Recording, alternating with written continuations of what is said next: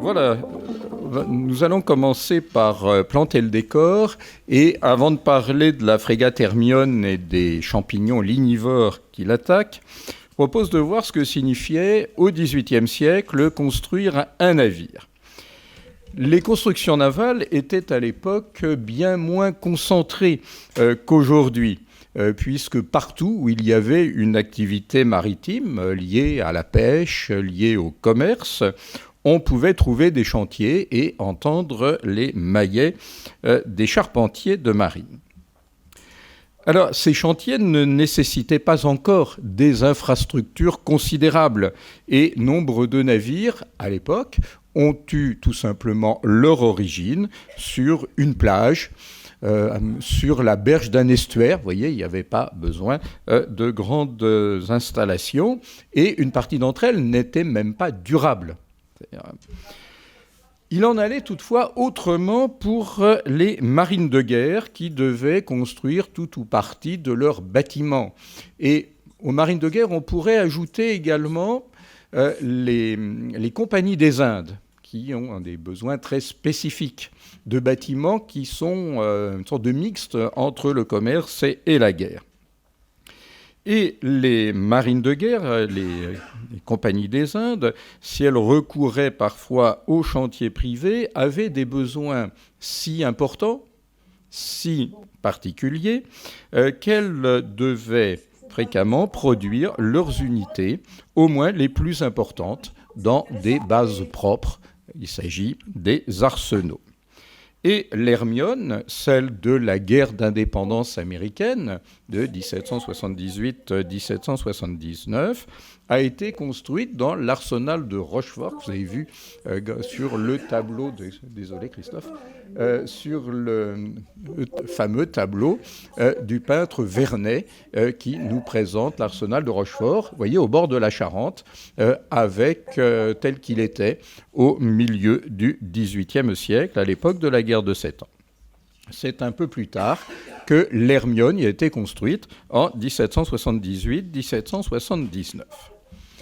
Alors, pour mettre en perspective l'histoire de cette frégate, nous allons voir où l'on construisait les navires de guerre, avec quels matériaux et de quelle façon. Alors, commençons par les lieux de production. Un arsenal, c'est un enclos. Ce qui est très important dans un arsenal, c'est le mur autour. Et à l'intérieur du mur, nous avons des fonctions variées. Et les arsenaux du XVIIIe siècle, c'est important à signaler pour commencer, sont les plus grosses concentrations industrielles et ouvrières du temps. Il n'y a pas d'équivalent comme lieu de production de cette ampleur. Un arsenal a plusieurs fonctions que le tableau de Rochefort par Vernet permet de repérer. La première fonction, ça va être de, vous voyez, tous ces ballots de marchandises, ici des tonneaux, là différents instruments qui... objets de cuisine notamment. Vous avez donc une première fonction qui est de stocker beaucoup de choses, stocker des matières premières, stocker ce qu'on appelle des munitions navales, c'est-à-dire tout ce qui sera utile à la construction des bâtiments. On a des objets fabriqués, des armes, des voiles, etc. Et évidemment, tout cela de tailles extrêmement diverses. Deuxième fonction, fabriquer une partie de ce qui est nécessaire pour l'armement du navire. Par exemple, les cordages, ceux qui nécessitent, vous voyez, ce bâtiment très long que vous avez ici, que l'on peut voir aujourd'hui encore à Rochefort, qui est la fameuse corderie royale. Et une corderie, c'est un bâtiment tout en longueur qui doit pouvoir produire le câble le plus long. Donc, vous pouvez avoir un bâtiment de plus de 300 mètres de long, vous voyez, pour cette raison que, justement, il faut pouvoir faire tout cela à l'abri. Mais vous avez aussi des boulangeries, des tonnelleries. Bon, il y a plein d'ateliers différents. Troisième fonction que l'on devine ici, vous avez là un bâtiment en construction, c'est de construire des navires, ce qui suppose des cales de lancement, c'est-à-dire des sortes de plans inclinés vers l'eau pour y faire glisser les navires. Quatrième fonction, armer des navires. Armer des navires, ça va être les préparer pour une campagne, et l'aspect le plus visible de l'armement d'un navire, ça va être justement de le doter de tous ses étages de mâture, de l'ensemble de son gréement, comme l'est le bâtiment que vous avez ici, et puis vous en avez d'autres là qui sont prêts à partir. Il faut pourvoir le bâtiment de tout le nécessaire pour une campagne, rechange, vivres, eau, vin, munitions. Et bien entendu, n'oublions pas qu'au retour de campagne, il va falloir désarmer le bâtiment, c'est-à-dire le vider complètement. Enfin, entretenir des navires, et c'est ce que vous avez ici. Vous voyez, on est en train de refaire le calfatage de la coque de ce bâtiment. On brûle, vous voyez, toutes les impuretés qu'il y a sur la coque. C'est la raison pour laquelle vous avez ce gros dégagement de fumée. Le bâtiment n'est pas en flammes, mais on est en train, vous voyez, de nettoyer sa coque. Alors, c'est un espace complexe, un arsenal, on va voir ça sur la diapo suivante, c'est Christophe, avec l'arsenal de Brest. C'est un espace qu'il faut réussir à organiser. On a un modèle, là, tu as sauté très loin, mais on va retrouver la Bretagne de toute manière. Voilà. C'est un espace qu'il faut organiser. Il y a un modèle pour toute l'Europe. Dès le Moyen-Âge, c'est l'arsenal de Venise. Tout le monde s'est inspiré de cet arsenal avec ses murs d'enceinte, sa porte d'eau, ses darses, ses hangars, ses magasins, tels que vous pouvez le voir aujourd'hui encore. Tout le monde s'en inspire, sauf que les conditions de site ne sont pas partout les mêmes. Et il va falloir développer des installations vastes et coûteuses dans un environnement pas toujours favorable. Vous avez ici un cas extrême, vous voyez, d'environnement compliqué qui ne se prête pas a priori à l'aménagement de telles installations, c'est l'arsenal de Brest. Alors, l'arsenal de Brest, ce qui fait son intérêt, c'est la rade, qui est repérée dès l'époque de Richelieu comme vraiment un endroit pouvant abriter des forces navales considérables. Mais ensuite, vous le voyez, il va falloir aménager les différents bâtiments de l'arsenal sur les deux rives d'une vallée encaissée qui est celle de la Pinfeld, d'ici. Et vous avez là l'arsenal de Brest au temps de la guerre d'indépendance américaine, avec l'étagement des bâtiments sur les pentes de part et d'autre, tel qu'on a pu le voir jusqu'aux destructions de la Deuxième Guerre mondiale. Alors, précisons qu'un vaisseau les plus gros bâtiments de l'époque ont un tirant d'eau de 7 mètres. Donc, il faut pouvoir, c'est bien de construire, il faut pouvoir sortir de l'arsenal. Alors, ça n'est pas un problème à Brest, ça n'est pas un problème à Toulon non plus. En revanche, à Rochefort, avec la Charente, on n'est pourtant pas très loin, vol d'oiseau, de la rade des Basques, la mer est proche, mais le problème, c'est de réussir à sortir de l'arsenal. En fait, il faut attendre des grandes marées. Donc là, les contraintes sont très importantes. Et puis ensuite, vous avez une sorte de méandre, de coude, qu'on n'est pas assuré, parce qu'il n'y a pas que le niveau d'eau, il y a aussi le vent. On n'est pas assuré de pouvoir rejoindre la mer d'un coup. Parfois, il faut interrompre l'opération. Alors, un arsenal, on le voit à Brest, et c'est toujours le cas aujourd'hui, c'est un enclos avec des portes. On pense à la porte Tourville, à l'arsenal de Brest d'aujourd'hui, car un lieu aussi important pour l'État doit rester sous surveillance. Bon, d'abord, il faut éviter les vols par le personnel de l'arsenal. Il faut écarter les espions, les saboteurs, vous voyez, qui pourraient aller mettre le feu, parce que s'il y a un endroit qui peut flamber facilement, c'est évidemment l'arsenal. Donc, À l'intérieur de cet espace enclos, vous allez devoir disposer des installations dont la diversité est maximale, des cales, des formes de radoux, des fosses pour les mâts, des magasins, des forges, des ateliers, une corderie, une boulangerie, une tonnellerie, une fontaine, très important pour avoir de l'eau potable.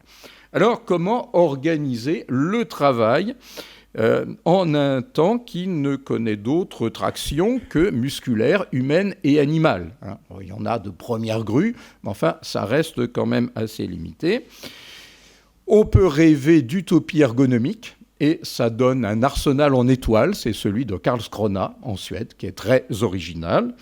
Mais autrement, on s'adapte au terrain, comme ici, à Brest, et les circulations des hommes, des bêtes, des choses sont évidemment complexes. Un dernier mot, en temps de guerre, il faut faire des choix, même si les effectifs de main-d'œuvre sont accrus. Pendant la guerre d'indépendance américaine, l'arsenal de Brest va passer de 4 000 personnes qui y travaillent jusqu'à peu près 12 000. Vous voyez ? Évidemment, ça retombe la paix revenue. Alors, même avec 12 000 personnes, et l'arsenal de Brest, pendant la guerre d'indépendance américaine, on fait même travailler la nuit, donc ce qui veut dire à la chandelle. Bon, là, la pression, évidemment, maximale, parce que ça a des coûts en termes d'éclairage qui ne sont pas ridicules.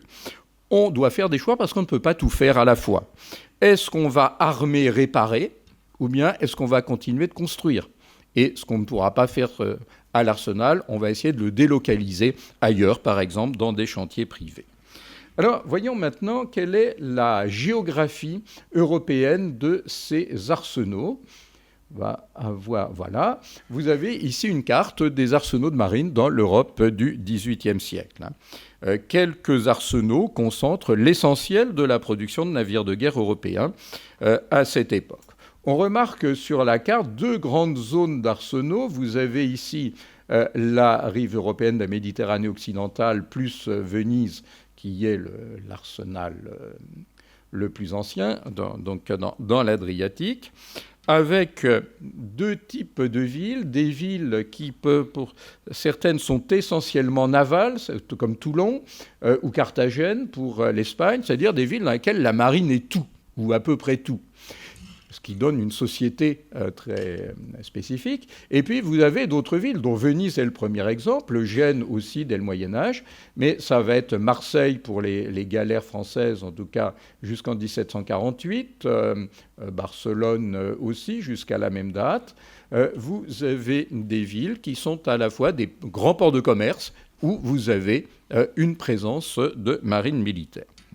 Et puis, regardez, on a tout un ensemble atlantique, enfin ponantais de manière plus générale, qui se prolonge, qui commence avec Cadix et Gibraltar, et qui nous conduit jusqu'au moins la mer du Nord, voire Karlskrona.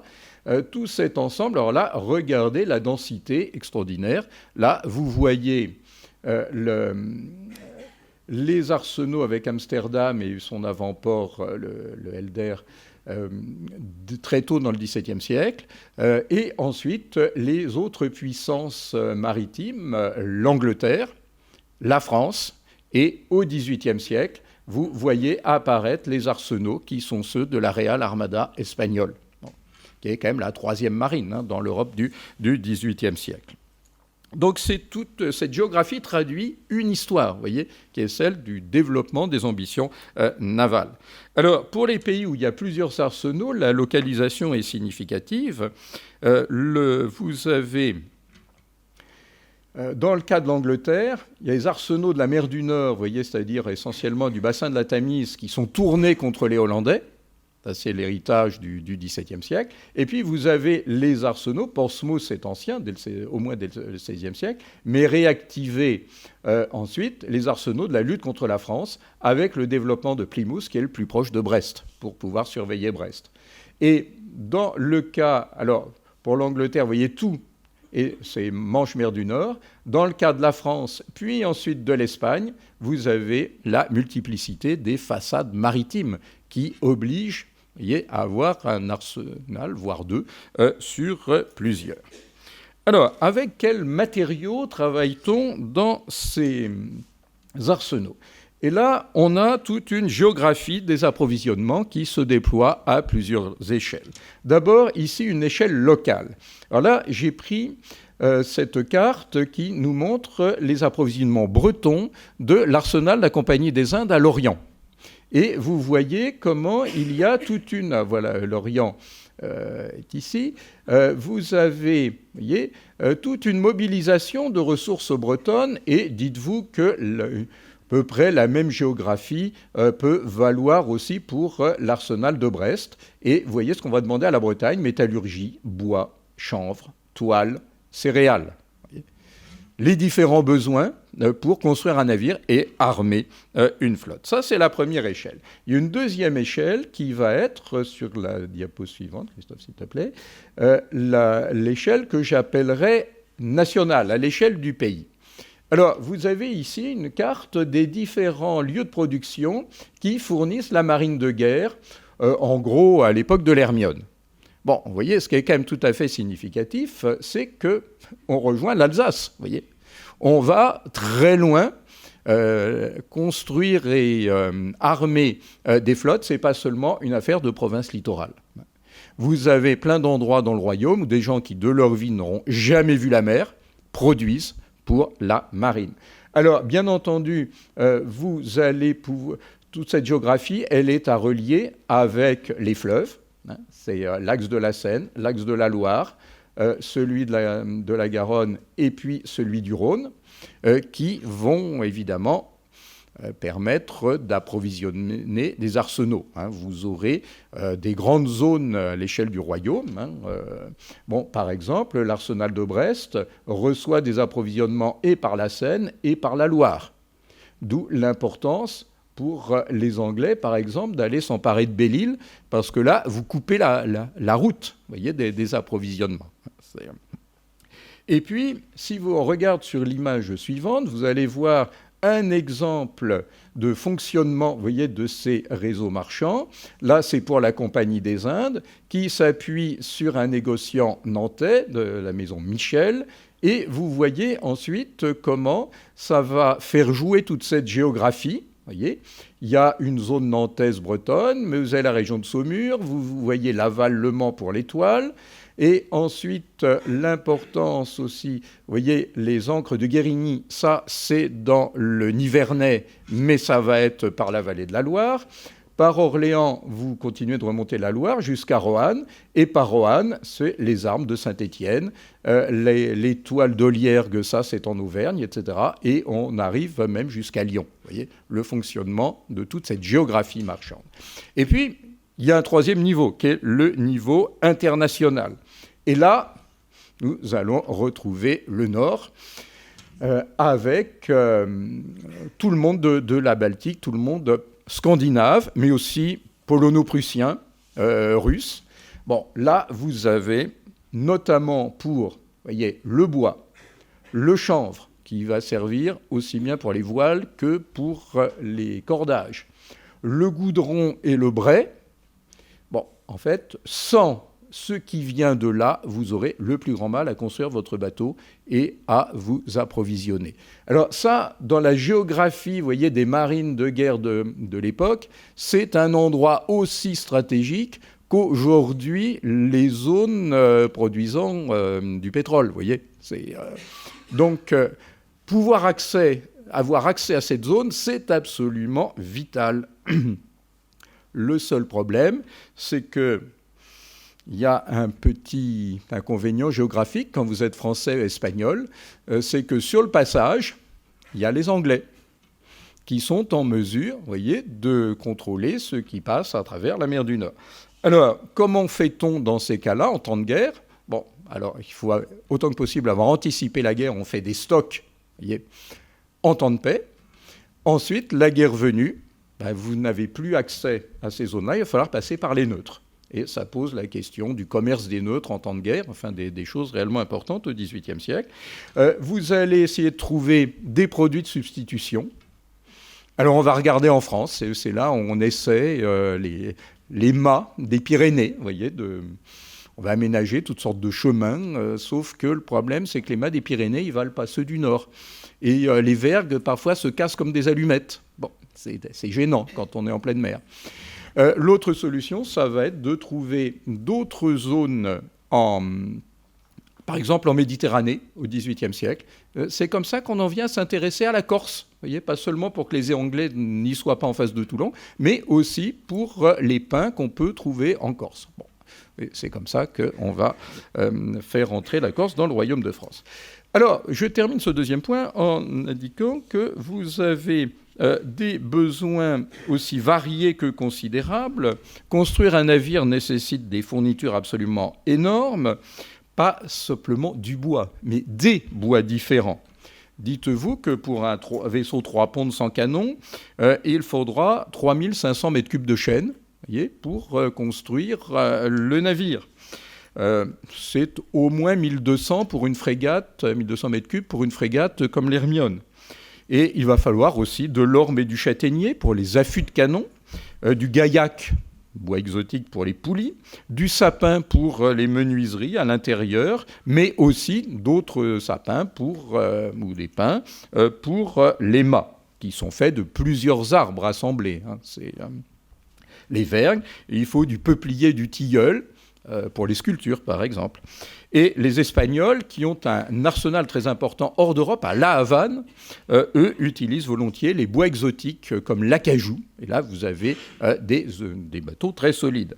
Mais il faut, on l'a compris, du chanvre pour les cordages et les voiles, de l'étoupe mêlée de pois et de brais pour calfater la coque, je vais y revenir, du goudron pour le carénage, des chevilles de bois et de fer pour toutes les liaisons à l'intérieur du navire. Alors, du fer aussi pour les ancres, les canons, les boulets. Et à l'époque de la guerre d'Amérique, du cuivre pour les plaques qui vont recouvrir les coques. Ça va être le doublage en cuivre pour se protéger des attaques des tarets qui percent la coque et tenir à distance les coquillages, les algues qui se fixent sur la coque et vous font perdre de la vitesse. Un navire du XVIIIe siècle est un résumé non seulement de toutes les connaissances scientifiques du temps, mais encore de tous les savoirs techniques tels qu'ils sont alors maîtrisés. Et ça pose la question du bois dans l'arsenal. On va voir sur la diapositive suivante, s'il te plaît. Alors, ça, c'est, vous voyez, tout ce qui entre, je vous disais, tout ce dont on a besoin. Vous regardez le premier plan du tableau de Vernet sur Rochefort et vous avez, là, c'est un peu un côté inventaire à la Prévert. Vous voyez, on a besoin de tout ça pour armer un navire. Et on a besoin en particulier de bois. Voilà. Alors, les bois, il y a ceux qu'il faut éviter dans la forêt, par exemple les bois gélivés, vous voyez, ceux qui ont subi les effets du gel, les bois vrillés, quand les fibres sont torses. Et selon le type de bois, vous n'aurez pas les mêmes attentes. Pour le chêne, on veut un bois nerveux, dur, ayant poussé rapidement, alors que pour les résineux, vous allez demander un bois souple avec des accroissements très fins. Et les années 1760 voient le début d'une standardisation des pièces de construction navale et les bois sont classés. On le voit chez Duhamel du Monceau, par exemple, c'est dont je tire cette image-là. Les bois sont classés en 3 catégories. Vous avez les bois droits. Alors ça, c'est utile pour la quille, pour l'étambot, la grande pièce de bois sur laquelle vous avez fixé le gouvernail, pour les bordages, c'est-à-dire ce qui enveloppe le bâtiment à l'extérieur, ou le vaigrage, ce qui enveloppe le bâtiment à l'intérieur. Vous aurez ensuite ce qu'on va appeler les bois courbants, vous voyez, ceux qui sont légèrement courbés. Et puis surtout les bois tors ou les bois courbes, vous voyez. Alors ça intéresse beaucoup les charpentiers de marine, parce que quand nous on voit un arbre comme ça, eux ils voient ça en fait. C'est-à-dire les pièces de bois qu'ils vont pouvoir tailler dans l'arbre en question.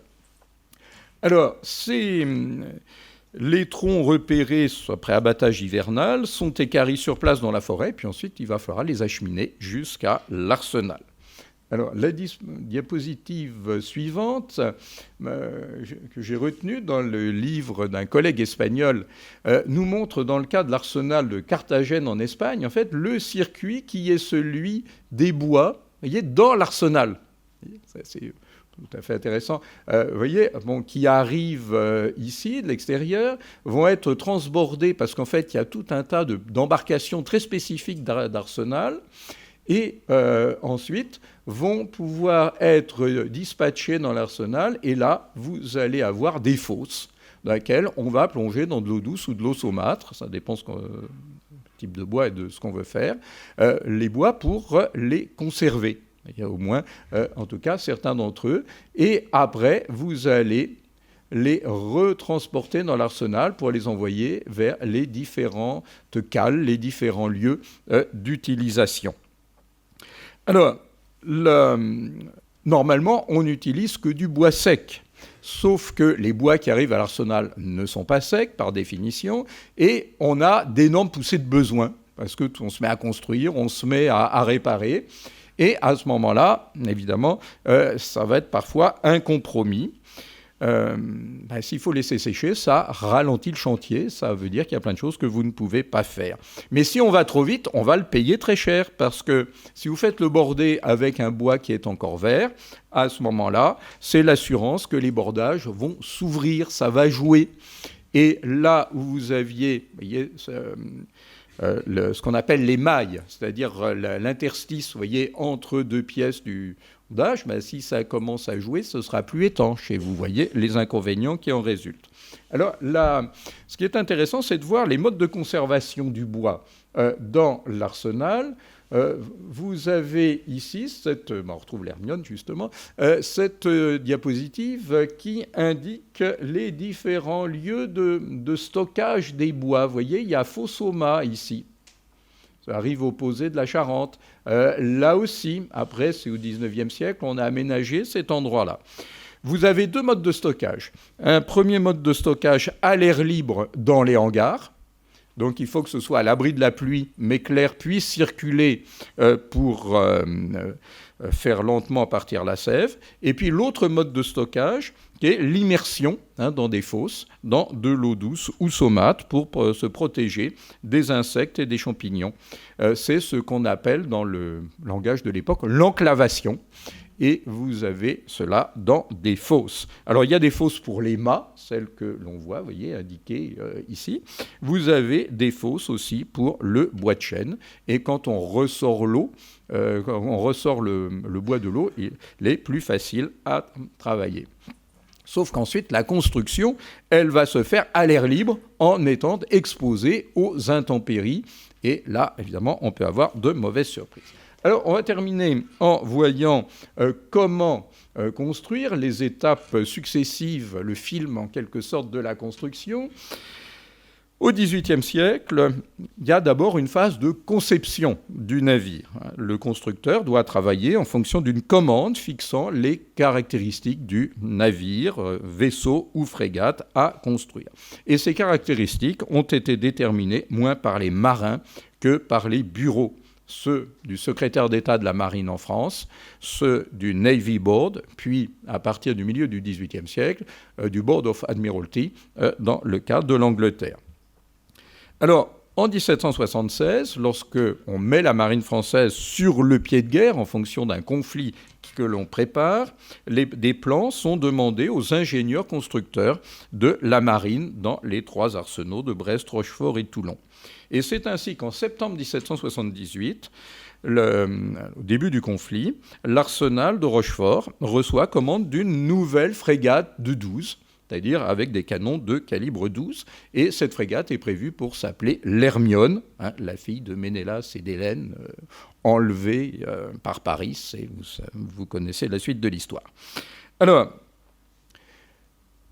on demande à un ingénieur constructeur à Rochefort, qui s'appelle Henri Chevillard, dit Chevillard l'aîné, de produire, de donner un plan au conseil de marine de l'Arsenal.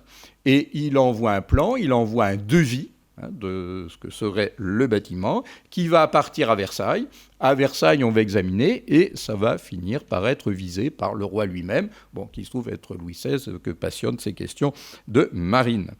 Et dans les bureaux centraux, on est très attentif à tout ce toutes les dimensions parce qu'on veut que les pièces d'une frégate soient interchangeables. Vous voyez, qu'on puisse s'en servir, alors d'abord les copier, mais s'en servir pour une autre frégate. Et quand plan et devis sont approuvés, ça repart à Rochefort. On nomme officiellement Chevillard et c'est à lui de construire. Donc, vous voyez, en principe, tout est réglé par Versailles. C'est l'idée que Versailles en a. Après, il y a quand même plein de choses qu'il va falloir voir au fur et à mesure sur place. Alors, la construction, elle se fait, vous voyez, une cale, c'est ça. N'imaginez pas quelque chose de creusé. Au contraire, ça va être en hauteur. Vous voyez, là, on est à l'Arsenal de Toulon. C'est des Vernets de Toulon. Et vous avez ce qu'on met en place, vous voyez, c'est ce qu'on appelle des tins, T-I-N-S. Vous voyez, c'est des morceaux de bois superposés de manière à ce qu'on puisse construire le bâtiment. Vous voyez, il est là de manière oblique. Le but, c'est qu'il puisse glisser, vous en avez d'autres là, ici, à ce qu'il puisse glisser vers l'eau pour y entrer. On espère de manière douce et sans faux. Alors, il faut que ce soit assez en pente pour que ça glisse, mais pas trop, pour que le phénomène reste sous contrôle. Bon, alors, on peut comparer, on va le voir sur la diapositive suivante, mais, on peut comparer le futur navire à un squelette, vous voyez, un thorax. Vous allez avoir la première partie du navire qu'on va mettre en place, c'est ce que vous avez ici, ça va être la quille. Alors, en fait, la quille, c'est tout un assemblage. Il y a quille, contre-quille, etc. Ça va être l'équivalent de la colonne vertébrale. Et puis, vous allez monter ici, vous voyez, des pièces de bois qui vont être posées sur la quille qu'on va appeler les varangues. Et à partir des varangues, vous allez ensuite assembler au sol, vous allez monter des pièces de bois qui vont vous faire, en quelque sorte, les côtes de ce que serait votre thorax. Donc, la première phase, c'est la pose de la quille. Vous voyez, ça démarre comme ça. Et ensuite, on va poser les extrémités de ce qui sera ici la poupe, et avec là ce qu'on appelle l'arcasse, ici, et là, ce morceau de bois qu'on appelle l'étambot. Et vous aurez aussi, il va falloir monter ce qui sera le début de la proue. Alors, sur la diapositive suivante, on va voir comment le chantier avance, vous voyez. Donc, on a la quille, on a les varangues, on a l'arcasse, on a, vous voyez, ce qui va être le début de la proue, et on va monter ce qu'on appelle ici le mètre-couple, c'est-à-dire là où vous aurez la plus grande largeur du bâtiment. Et après, dans l'intervalle entre le mètre-couple, alors ça, c'est ce que ça va donner, c'était le chantier de l'Hermione quand ce sera fini, vous allez monter d'autres couples. Alors, vous n'allez pas, comme ça a été le cas pour la reconstruction de l'Hermione, où on a commencé par un bout et puis on a avancé vers l'autre extrémité. Là, on vous met d'abord le mètre-couple, on va vous mettre des couples, vous voyez, intermédiaires qu'on appelle des couples de levée. Et ensuite, une fois qu'on aura mis les couples de levée, vous voyez ici et là, on va remplir avec ce qu'on appelle tout simplement les couples de remplissage. C'est comme ça que l'on crée cette sorte de thorax qui est celui du navire. Alors, la vue suivante, qui était le chantier de reconstruction de l'Hermione, vous voyez, vous montre, vous voyez ici les varangues et puis les couples qui montent. Et ça, vous avez les barres, vous voyez, du premier pont qui ont été aménagées ensuite. Mais bon, cette photo, seulement très jolie, mais extrêmement instructive. Alors, continuons à construire notre navire. Alors, vous voyez, là, on a maintenant monté les couples et on est en train de construire tout le bordé. Et c'est là, vous avez évidemment une énorme consommation aussi de pièces de chaîne. Alors, on a défini à combien de batteries d'artillerie il y aurait, combien de canons. On a dit que le navire serait percé à temps, c'est-à-dire vous indiquez le nombre de sabords, c'est-à-dire ces ouvertures par lesquelles les gueules des canons pourront dépasser. Et vous voyez tout autour les assemblages de pièces de bois, etc., en train d'être travaillés, qui ont été déposés là. Alors, continuons notre mise en place. Vous voyez, là, maintenant, on a une coque qui est presque fini. Vous avez le tableau et tout le gaillard d'arrière qui est en place. L'avant, la proue est aussi presque terminée. Et vous voyez que maintenant, on a construit les différents ponts. Vous avez là un navire qui bientôt va pouvoir être lancé. Ce qu'on va voir sur l'image suivante. Alors là, le grand jour est imminent. Là, on est dans un arsenal anglais du milieu du XVIIIe siècle. Alors, vous remarquez bien que le navire tel qu'il va être lancé, en général, vous voyez, la partie la plus lourde, qui est le gaillard d'arrière, sera la première à entrer dans l'eau. Et une fois dans l'eau, va contribuer à freiner aussi. Vous voyez, parce que ce qu'on craint, c'est que ça parte trop vite. Et autre chose importante, vous voyez, il n'y a pas encore les mâts. Là, ce que vous avez, c'est les pavillons, mais on n'a pas encore les mâts. Donc, l'image suivante, on va retrouver un instant. Vous voyez, là, on est à Rochefort, 1751, la grande phase de construction entre la guerre de succession d'Autriche et la guerre de 7 ans. Et vous voyez le bâtiment, alors c'est fait, bien sûr, le bâtiment en train de glisser vers le milieu qui doit être le sien, à savoir l'eau. Et ici, on voit ce qui sera son avant, mais pour entrer dans l'eau, c'est en sens inverse que ça se passe. Et nous allons retrouver l'Hermione, vous voyez, une fois mise à l'eau, dans la Charente. Et vous voyez que là, il n'y a pas encore les mâts et tout l'ensemble du gréement. Donc, c'est maintenant un navire à flot qu'il va falloir achever. On va voir sur les images suivantes. Et il va falloir monter les mâts. Et là, vous avez une des choses les plus élaborées qu'on trouve dans un arsenal au XVIIIe siècle, à savoir les machines à mâter. Parce qu'il va falloir pouvoir soulever. Et les parties basses des mâts, c'est très gros, c'est très lourd, qu'il va falloir mettre en place. Et la partie basse des mâts, vous avez ici évidemment les 3 mâts auxquels on pense, mais également en oblique à l'avant, le mât de Beaupré. Alors ça, c'est la partie qui ne sera plus retirée, normalement. Quand vous armerez le navire, on va voir ce que ça donne sur la photo suivante pour l'Hermione, vous voyez. Donc quand vous allez désarmer le bâtiment, vous n'allez laisser que la partie inférieure des mâts. Tout ce qui est au-dessus, ça se démonte. Vous l'enlevez, les mâts, les vergues. Alors, achever le navire, c'est pas seulement y mettre des mâts, mais dites-vous que si vous, comme c'était le cas pour l'Hermione, vous armez dans la foulée, il va falloir aussi mettre en place les voiles, les manœuvres, c'est-à-dire les gros cordages, mobiles ou fixes. Bon, précisons que le grand mât d'un 3 ponts, ça atteint parfois 70 mètres. Bon, dans les tours Notre-Dame de Paris, c'est 69, ça vous donne une idée. Je crois que le Charles de Gaulle, c'est aussi 70 mètres. Le grand mât de l'Hermione, ça fait quand même 57 mètres. Ça vous donne un peu idée des choses. Et ces mâts doivent être haubanés, voyez, pour qu'on puisse atteindre les unes. Il y a aussi tout ce qui va servir, tous les câbles qui vont servir à les maintenir en position, à les maintenir fixes. Il faut des kilomètres de cordage préparés dans les corderies, des kilomètres carrés de voiles. Il y a celles qui sont en place, il y a celles qui sont en rechange. Le total de la voilure de l'Hermione peut atteindre jusqu'à 1200 mètres carrés. Donc vous imaginez tout ce qu'il faut. Alors ça n'est pas tout, il manque encore les canons à installer sur leurs affûts mobiles.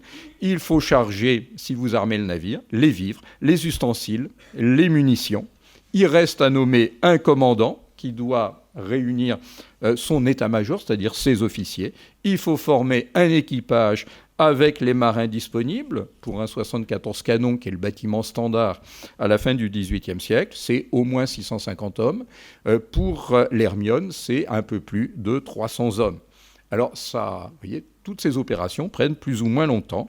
Et en pleine guerre d'Amérique, la construction de l'Hermione a marqué un record de vitesse, 6 mois, de décembre 1778 à son lancement, le 29 avril 1779. Et dès le 14 mai 1979, l'Hermione est en état d'appareiller. Enfin, Sylvain veut bien. Il n'a pas voulu tout de suite. Il a fallu un peu attendre. Alors, en conclusion, retenons les éléments suivants. Dernière image, on va rester, vous voyez, à Rochefort, au bord de la Charente. Premier élément, la complexité. Complexité souvent maîtrisée du processus qui suppose la concentration en un même endroit des matières premières, des produits manufacturés, mais aussi de la main-d'œuvre et de compétences humaines parfois très poussées. Ce n'est pas à la portée de tous les États, mais il y a, notamment dans le dernier tiers du XVIIIe siècle, une incontestable course européenne aux armements maritimes. Deuxième élément qu'on peut retenir, le coût. Combien ça coûte ? Dans les années 1770, la construction d'un vaisseau de 74 canons avoisine le 1 million de livres tournois. Celle d'une frégate comme l'Hermione, c'est presque 400 000 livres tournois. Et ça vous donne aussi la proportion. Mais ajoutez à cela les frais d'armement, l'avance des soldes à l'équipage, les dépenses de la campagne de mer, et puis après, vous aurez tout le coût de l'entretien qui va s'ajouter à la facture initiale. Et dernier élément que je voudrais souligner, ce sont les incertitudes. Le navire sera-t-il réussi ou non ? La réponse, vous ne l'aurez qu'une fois à la mer. Parfois, il y a de très mauvaises surprises. Et puis, autre question au cœur de notre matinée, les bois résisteront-ils à l'épreuve du temps et de la navigation ? Là, la réponse, vous aurez dans la communication de Pierre Lebotte maintenant. Je vous remercie.